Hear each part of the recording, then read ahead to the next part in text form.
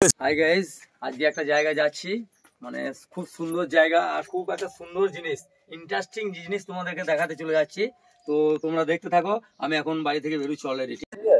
তো hello guys, আজকে একটা চলে এসেছি, খুব সুন্দর জিনিস তোমাদেরকে দেখাবো একটা ধানের ব্যাপারে। তো এই রাস্তাটা হচ্ছে বোলপুর আর লাভপুরের।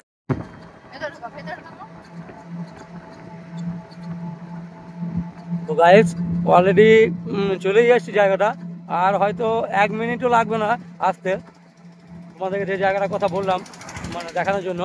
আর সত্যি গাইস আমি তো অবাক হয়ে গেলাম, জায়গাটা মানে এখন আমি পৌঁছাইনি, কিন্তু আমি না পৌঁছানোর আগেই আমি মানে বলে দিচ্ছি জায়গাটা এতটাই সুন্দর জায়গা বা ভালো জায়গা।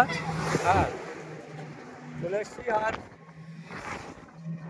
আর চলে এসছি, এবার তোমাদেরকে দেখাতে থাকছি, তোমরা দেখতে থাকো। হ্যাঁ, বোলপুর আর লাভপুরের ঠিক মাঝখানে এই ধানটি রোপণ করা হয়েছে। ধানটি তোমরা দেখতে থাকো।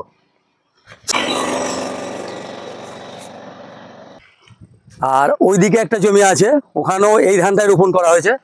সামনে দেখতে পাচ্ছ এই দুটো জমি এখানে। আর এই সচ্ছল এই ধানটা সাধারণত মানে কোনো গ্রামে গঞ্জে আপাতত আমি এখনও দেখিনি বা শুনিও নি এরকম ধান। তো এই ধানটা মানে দেখতে পাচ্ছ ধানটা কত সুন্দর ধান। ধানটা খুব সুন্দর, মানে সবুজ আছে, অথচ ভেতরে মানে এটা ধান কাটার উপযুক্ত হয়ে গেছে কি ঠিক আমি জানি না। তো এখন যে চাষি ভাই চাষ করেছে সে চাষি ভাই এখন এখানে নেই, তো থাকলে হয়তো বলে দিতে কাটার মতো হয়েছে কিনা। আর এই ধানটা নেটে সার্চ করে যা দেখলাম আমি, তো আসাম দেশের পালপার রাইস বলা হয় এটাকে। আর এটা নাকি শুনলাম যে সুগার ফ্রিও বলা যায়। ধানটিকে সাধারণত অ্যান্টিক ক্যান্সারও বলা হয়। তো ধানটা দেখতে পাচ্ছ জমিটা, এই জমিটা মোটামুটি যতই হোক মোটামুটি 2 কাঠা হবে। আর ওইদিকে যেটা আগে দেখাইলাম ওটাও মোটামুটি কমসে কম বোধহয় কাঠা 5 জায়গা হবে। তো এখানে মাঠটা চারিদিকে মাঠ আর মাঠ, শুধু মাঠে সব রকম ধান আছে, কিন্তু এরকম ধান গাইজ এখনো পর্যন্ত মানে আমি দেখতে পাইনি বা আমরা চোখেও এখনো দেখিনি। তো যদি এই রাস্তা দিয়ে কোনো সময় কেউ পেরিয়ে যাও তো অবশ্যই আসবে। আর চাষি ভাইরা খুব কষ্ট করে মেহনত করে ধান লাগায়, এই ধানে যেন কেউ হাত দেবেন না। হাত যদিও দিয়ে দেখতে পারেন, যেন একটা চাল মানে একটা ধান অন্তত ছিঁড়বেন না, কেননা খুব চাষি ভাইরা মেহনত করে চাষ করে। আর চাষি ভাইদের জন্যই আমরা, আর চাষি ভাইদের জন্যই সবাই, কেননা চাষি ভাইরা না থাকলে আমরাও থাকতে পারবো না। এই যে জিনিসপত্রের দাম চাষি ভাইদের জন্যই মানে কম, চাষি ভাইরা যদি চাষ না করে তাহলে আরও জিনিসের দাম বেড়ে যাবে।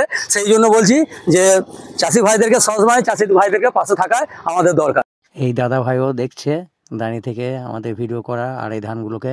আর গাইজ গোটা মাঠটা পুরো দেখাচ্ছি, পুরো আশপাশ গোটা মাঠের মধ্যে কিন্তু এই ধানটা আপাতত নেই, শুধু এই যে একটা জমি আর ওই একটা জমি।